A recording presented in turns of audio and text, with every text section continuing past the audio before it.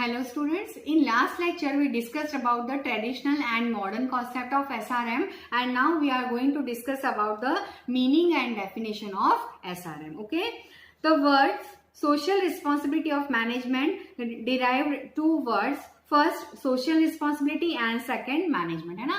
It means there are two words, social responsibility and the second word is we can say management, है ना. So what are the responsibility of the management towards the society, कि एक जो management होता है उसका society के प्रति क्या उत्तरदायित्व होता है. Okay, so social responsibility means to pursue those policies, to make those decisions और to follow those line of action.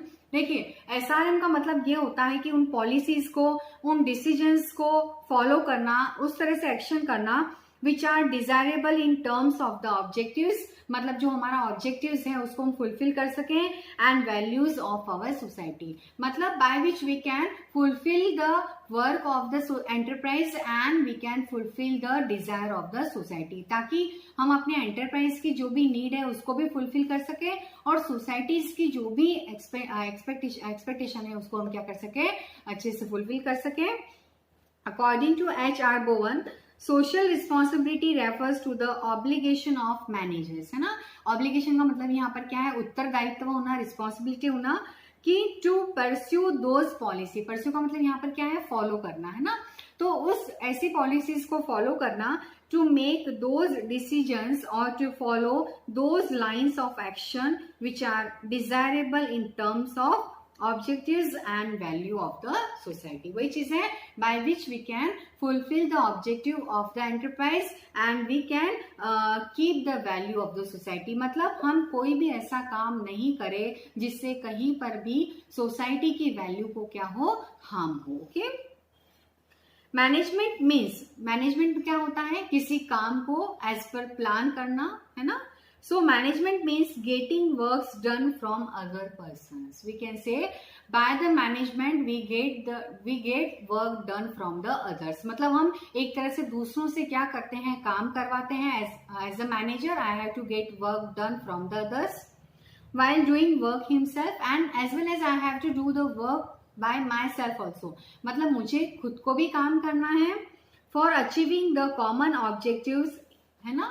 मतलब जो कॉमन ऑब्जेक्ट है, एंटरप्राइज का जो भी कॉमन ऑब्जेक्ट है उसको फुलफिल करने के लिए I have to do own self as well I have to get work done from the others. मतलब मुझे भी काम करना है और उसके साथ साथ मुझे दूसरों से भी क्या करवाना है, काम करवाना है. Okay, so in the words of Stanley Wayne, देखिए there are so many definitions are given here and you can remind और you can learn any one of them. आप कोई भी एक ऐसी डेफिनेशन जो है उसको बाय हार्ट कर लीजिए, ताकि आप एग्जाम में अगर आपको मीनिंग और डेफिनेशन कोई भी चीज आती है तो आप उसको क्या कर सकते हो, लिख सकते हो. Okay, in essence management is simply the process of decision making. By the management we what we do, decision making करते हैं हम, and control over the action of human beings, and we are keeping control on the human beings. Why, because we have to get work done from the others, that's why we have to control them.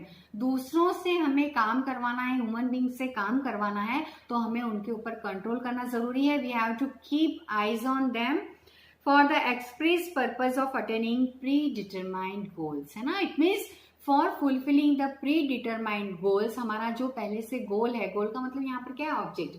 हमने पहले से pre determine कर रखा है, हमने जो plan कर रखा है, जो भी डिसाइड कर रखा है, किसी भी चीज को फुलफिल जो करना है, हमारे व्हाट आर द जो भी हमारे ऑब्जेक्ट्स हैं उसको फुलफिल करना है, तो in that case we have to maintain control on the human behaviour या ह्यूमन बींग्स. हमें उनके ऊपर कंट्रोल करके चलना है, क्योंकि जो भी हमारा ऑब्जेक्ट है उसको फुलफिल करने के लिए हमें उनसे काम करवाना पड़ेगा, है ना. तो काम करवाने के लिए हमें क्या करना पड़ेगा, उनके ऊपर कंट्रोल भी रखना पड़ेगा. We have to keep eyes on them. Okay, thus social responsibility of management means using such policies use करना, such decisions और following the outline of such functions. It means as a manager I have to fulfill some we can say functions. देखिए, there are so many functions management has to do for fulfilling the object of the society or for the fulfilling the object of the enterprise.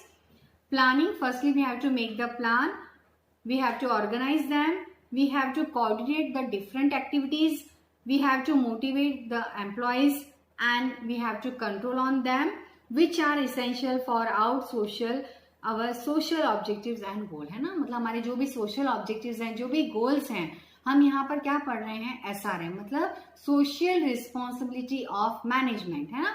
और जो first chapter है हमारा, उसमें management के functions दिए हुए हैं जो हम पढ़ेंगे बाद में. तो as per those function we have to fulfil the social responsibilities also. तो जो फंक्शन हम एक एंटरप्राइज को रन करने के लिए करते हैं, जो हम फंक्शंस को मतलब एग्जीक्यूट करते हैं, वही फंक्शन को हमें एग्जीक्यूट करना पड़ता है फॉर द SRM. मतलब सोशल रिस्पॉन्सिबिलिटी को भी फुलफिल करने के लिए we have to follow those function, जिसमें आपको मैंने बताया planning, organising, coordinating and control, motivating. ये जो सारे फंक्शंस हैं ये हमें SRM के वक्त भी क्या होते हैं, एसेंशियल होते हैं. The main definition of social responsibilities are as follows. Like number 1, professor HR Bowen, social responsibilities of the management means to apply the policy. It means as on the post of manager, I have to follow the policies. I have to apply the policies to take the decision. It means for taking any decision I have to apply the policies and to do the acts. It means I have to do the acts, मुझे उस पर काम करना है, which are required for the welfare of the society. मतलब समाज के हित के लिए जो भी काम मुझे करना है उसके लिए I have to make some plans, policies and I have to apply those policies and plans. मतलब मैं जो भी प्लान बनाती हूँ, मैं जो भी डिसीजन लेती हूँ सोसाइटी के वेलफेयर के लिए, मुझे उनको क्या करना है, अप्लाई करना है. Then number 2, the social responsibilities of management means the responsibility of management towards the consumer. मतलब there are different responsibility, there are different classes and we have to fulfill the responsibility on them, like consumer, employees, shareholders and the organisation. मतलब ये जो अलग अलग classes हैं, इनको जो अलग अलग लेवल्स हैं, एक तरह से उनकी तरफ मेरी जो भी रिस्पॉन्सिबिलिटी है उसको मुझे क्या करना है, फुलफिल करना है.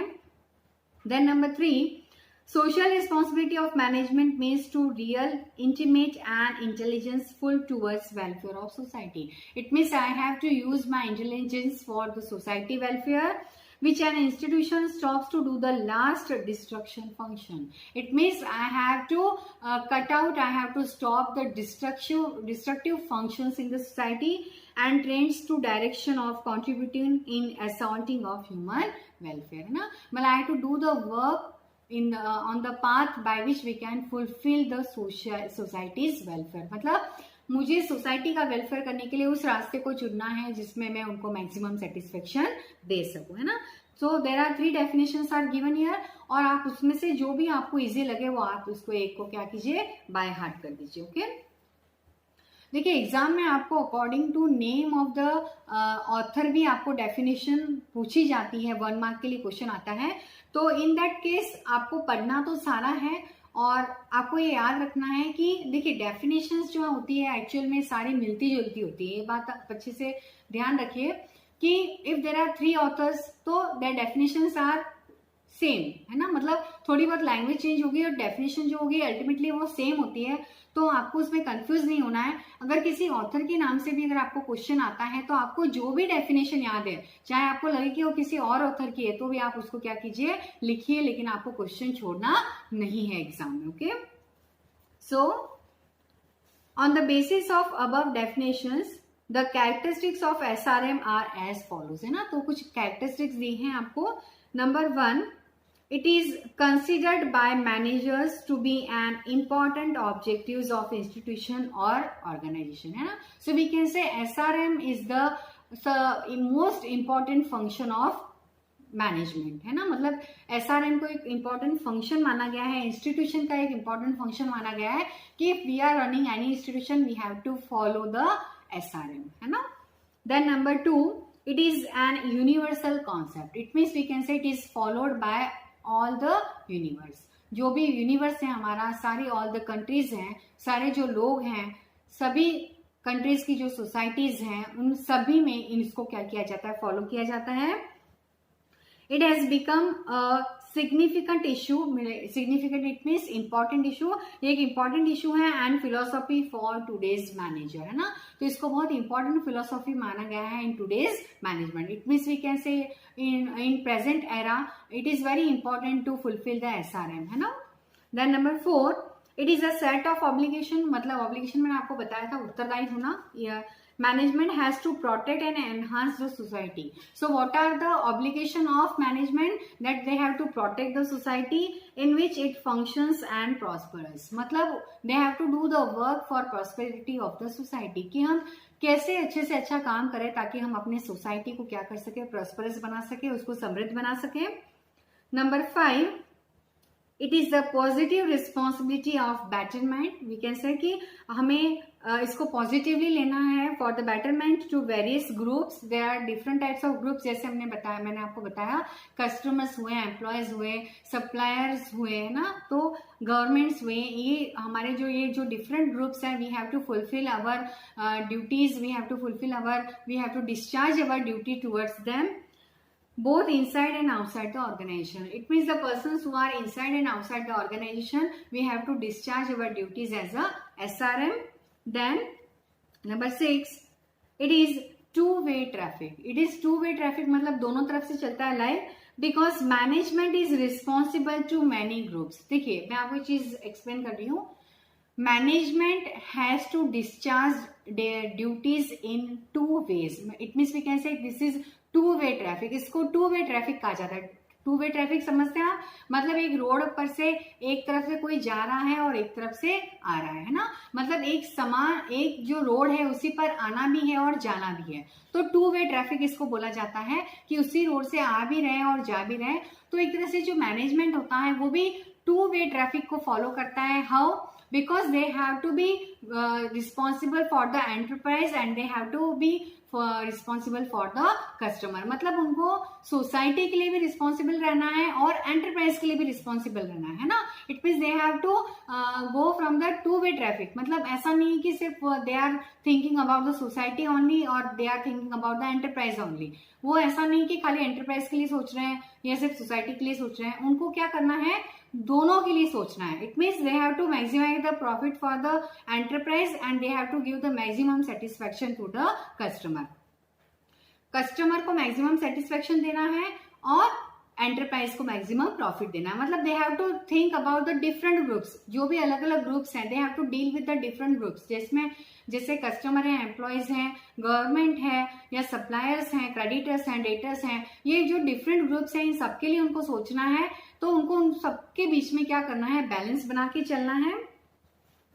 Number 7, it is based on the protection of social welfare, है ना, मतलब ये एक तरह से इनको सोशल वेलफेयर को प्रोटेक्ट करके चलना है, because it gives primary importance to public interest rather than individual interest. देखिए they have to think about the society welfare instead of public welfare, है ना, मतलब instead of individual interest.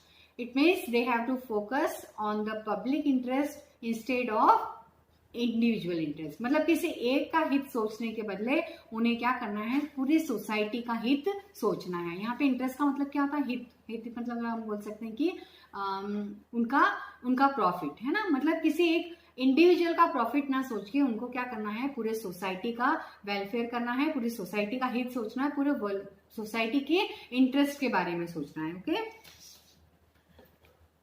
Then number 8, it is not synonymous with legal obligation. देखिए it is not a synonym of business obligation या legal obligation हम जिसको बोलते हैं, कि जो भी लीगल ऑब्लिगेशन है वो ये हम ये नहीं कह सकते कि by the way of SRM we are fulfilling the legal obligation, नहीं, इट इज वॉलंटरीली, कि मतलब कानून ने आपको प्रेशराइज किया और आप सोशल वेलफेयर कर रहे हो, it is not good for the society और for the enterprise also.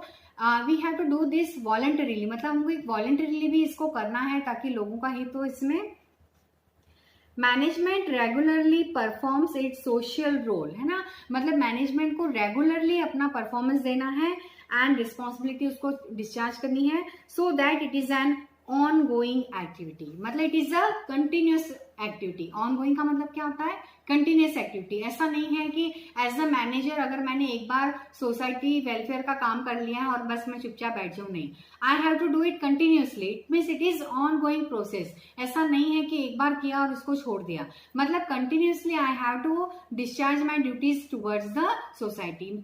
Society के प्रति मेरी जो भी रिस्पॉन्सिबिलिटी है उसको मुझे कंटिन्यूस क्या करना है? फुलफिल करना ही है। Okay, then last number 10, it is maintaining an equitable balance among the claims of the various interstate groups। मतलब जो अलग अलग ग्रुप्स हैं उनके जो भी क्लेम है, क्लेम मैंने आपको पढ़ाया था, क्लेम का मतलब क्या होता है, लास्ट लेक्चर में हमने पढ़ा था कि क्लेम जो होता है मतलब कि खुद की इच्छाएं रखना है ना। So we can say society claims their interest, society claims their expectation and enterprise also having some claims. मतलब क्लेम्स का मतलब इच्छाएं, हम इसको कह सकते हैं। मतलब क्लेम का पर्टिकुलर मीनिंग ये होगा कि क्लेम करना, कि जैसे इंश्योरेंस, मतलब हमारा कोई, हमने अगर इंश्योरेंस पॉलिसी ले रखी है और अगर कहीं पर हमारा कुछ नुकसान हो जाता है, जैसे अगर हमने टू व्हीलर की, सपोज हमने हमारी टू व्हीलर की कोई इंश्योरेंस पॉलिसी ले रखी है और अगर कहीं पर हमारी गाड़ी जो है गाड़ी का एक्सीडेंट हो जाता है, तो हम उसके लिए क्या करते हैं? क्लेम करते हैं।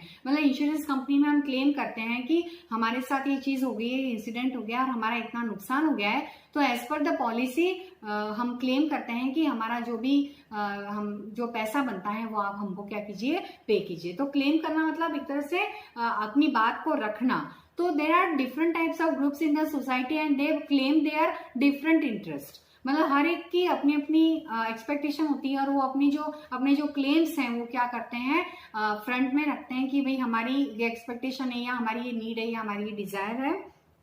तो as a manager I have to maintain the equal balance in them. मतलब मुझे एक इक्वल बैलेंस रखना है इन सब चीजों के बीच में, ताकि जो डिफरेंट ग्रुप्स हैं हमारी सोसाइटी के, उन सबको मैं क्या कर सकूं? सेटिस्फाइड कर सकूं। ओके, और वो जो सोसाइटी के जो डिफरेंट ग्रुप्स होते हैं वो अपने अपने क्लेम्स रखते हैं, अपने अपने एक्सपेक्टेशन रखते हैं, और मुझे उनकी एक्सपेक्टेशन और एंटरप्राइज का प्रॉफिट, इन सब में एक इक्वल डिस्ट्रीब्यूशन, इक्वल बैलेंस बनाकर चलना होता है। ओके, तो ये जो थे हमने डेफिनेशंस पढ़ी यहाँ पर और कैरेक्टरिस्टिक्स पढ़े हैं। आगे आपको दिया है scope and types of social responsibilities of management. अब आप ध्यान रखिएगा इस चीज को। देखिए यहाँ पर आपको स्कोप भी दिया है और टाइप्स भी दिया है। तो एग्जाम में आपको क्वेश्चन आ सकता है कि what are the scope of SRM या what are the types of SRM. ठीक है, या क्वेश्चन देखिए, मतलब यहाँ पर आपके 3 क्वेश्चन बन रहे हैं एक साथ, तो आप इसको बहुत मतलब इस पे आप फोकस कीजिएगा। 3 क्वेश्चंस बन रहे हैं आपके, 3 क्वेश्चंस का सेम आंसर होगा। फर्स्ट क्वेश्चन आपका बनता है what are the scopes of SRM. Second question बनता है आपका what are the types of SRM. और थर्ड क्वेश्चन बनेगा आपका कि social responsibilities of management towards different groups, कि डिफरेंट ग्रुप्स के लिए एसआरएम की क्या क्या रिस्पॉन्सिबिलिटीज होती हैं। ठीक है, तो आप ये ध्यान रखिएगा अच्छे से कि अगर तीनों में से कोई भी क्वेश्चन आता है तो उसका आंसर एक ही रहेगा। इस चीज को आप अच्छे से ध्यान रखिएगा, कंफ्यूज मत होइएगा कि स्कोप क्या होते हैं, हम तो टाइप्स पढ़ के आए हैं या हम तो डिफरेंट ग्रुप्स की तरफ एसआरएम पढ़ के आए हैं। ऐसा नहीं है, तीनों क्वेश्चन अगर आते हैं, तीनों क्वेश्चन अलग अलग तरह से अगर आपको आते हैं तो तीनों क्वेश्चन का आंसर क्या होगा? आपका सेम होगा, है ना। इस चीज को आप अच्छे से ध्यान रखिएगा।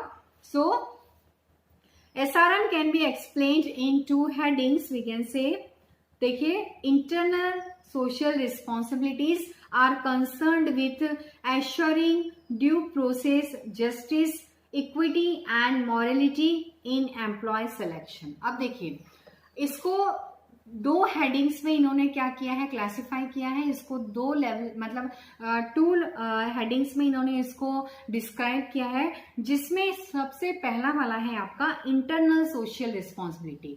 इंटरनल सोशल रिस्पॉन्सिबिलिटी मतलब कि एंटरप्राइज में, देखिए हम यहाँ पर पढ़ रहे हैं, इसको अच्छे से समझिएगा आप लोग, सोशल रिस्पॉन्सिबिलिटी ऑफ मैनेजमेंट। ठीक है, तो इसका मतलब ये हुआ कि सोसाइटी की तरफ एक मैनेजमेंट की क्या रिस्पॉन्सिबिलिटी होती है?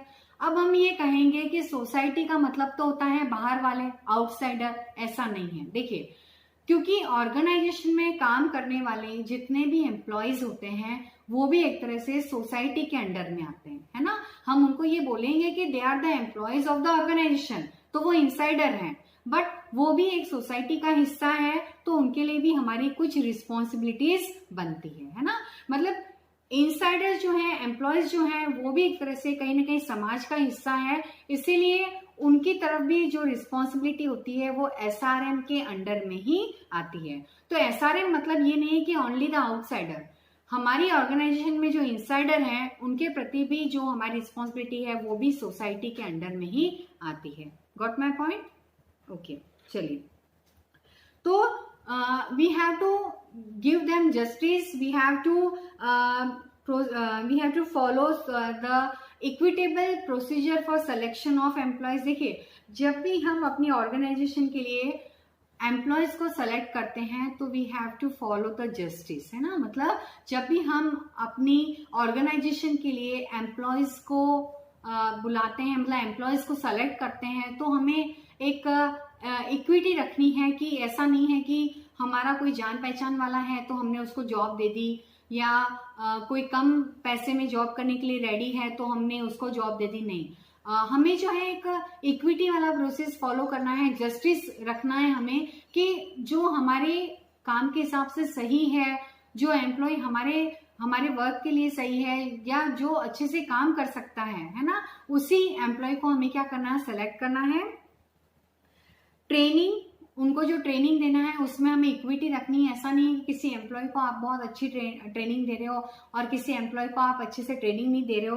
प्रमोशन, किसी एम्प्लॉय को आपने बहुत कम समय में प्रमोशन दे दिया और किसी को आप प्रमोशन बहुत लंबे समय तक नहीं देते हो।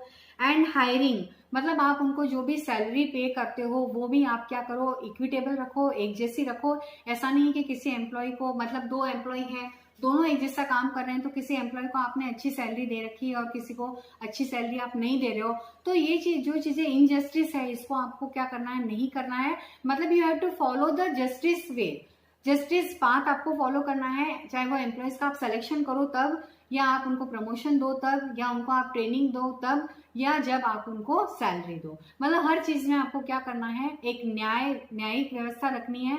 हर एक को एक ढंग से आपको सैलरी पे करनी है, टाइमली प्रमोशन देना है, और उनका सिलेक्शन करते वक्त भी हमें एक इक्विटी रखनी है, जस्टिस को फॉलो करना है। Okay,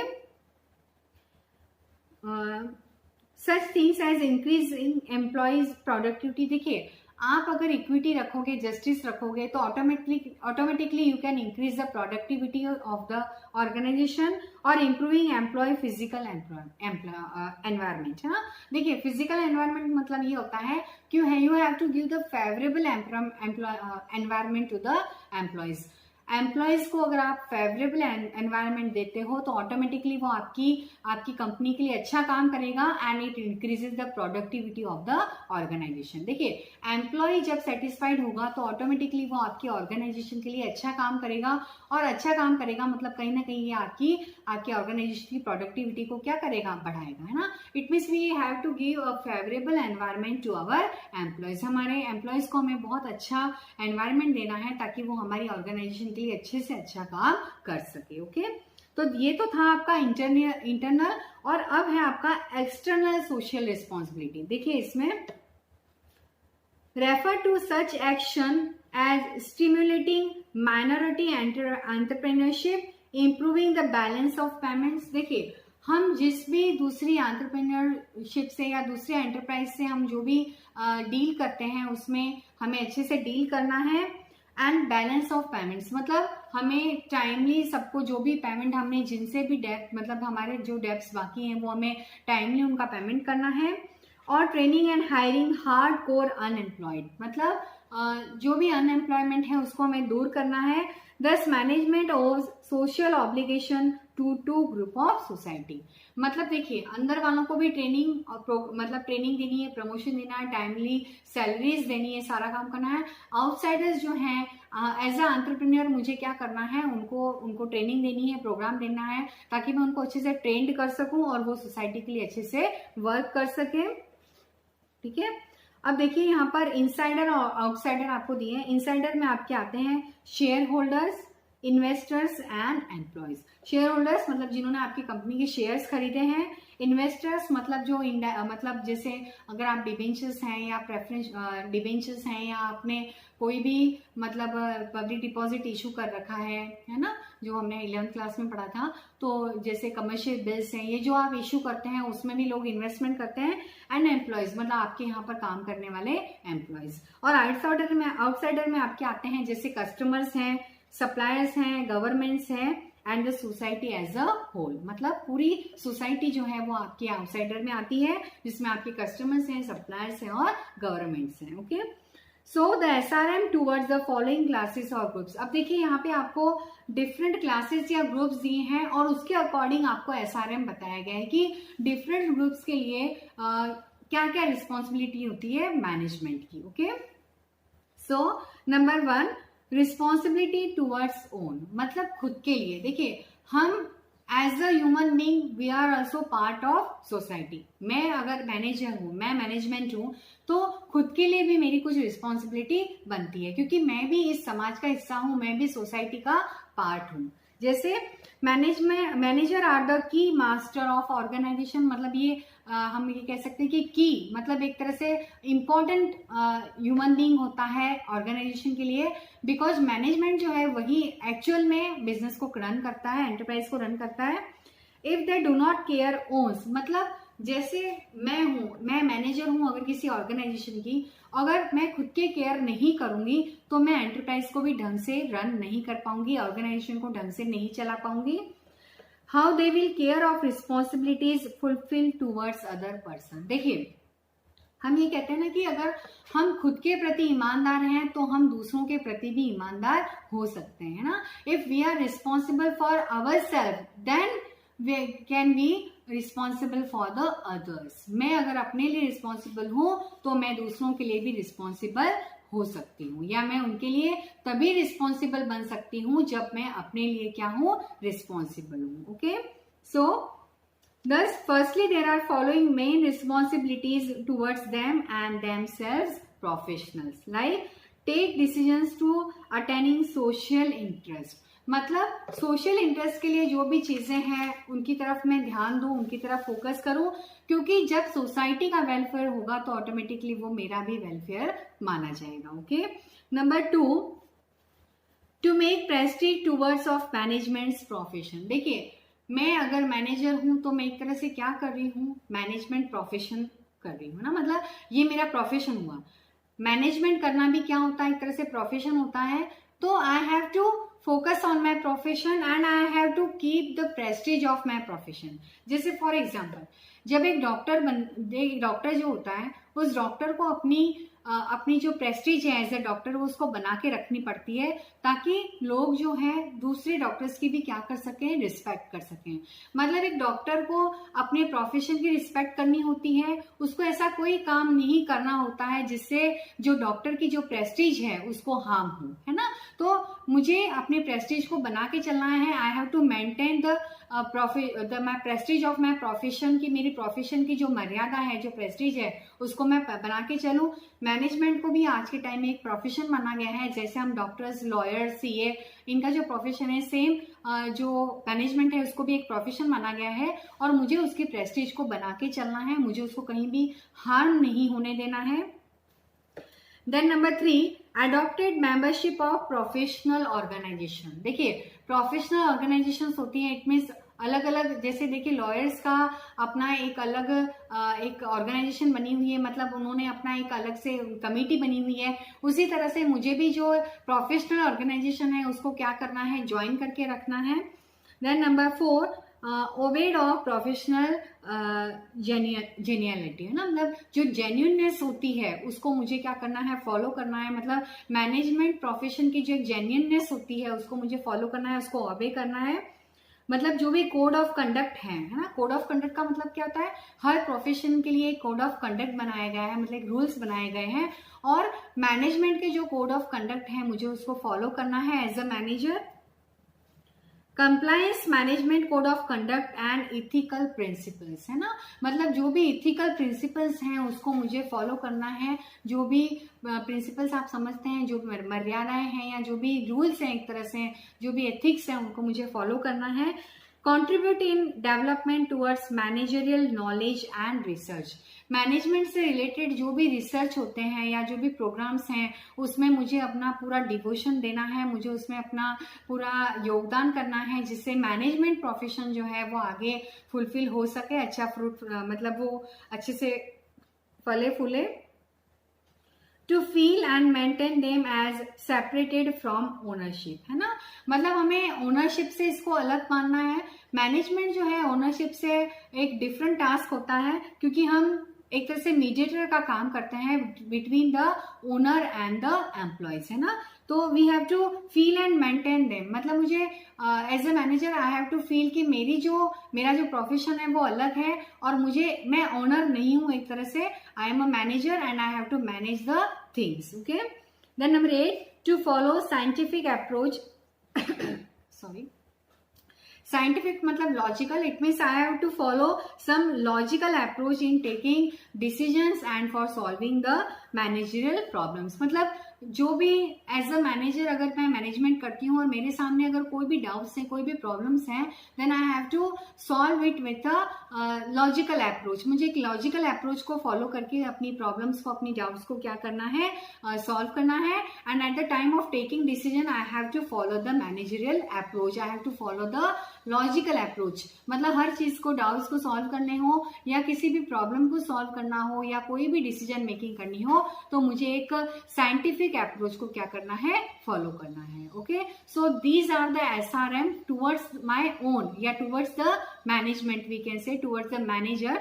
and in next lecture we will discuss about the responsibility towards his institute और ऑर्गेनाइजेशन, कि एक मैनेजमेंट की क्या रिस्पॉन्सिबिलिटी होती है अपनी ऑर्गेनाइजेशन के लिए। Okay, thank you.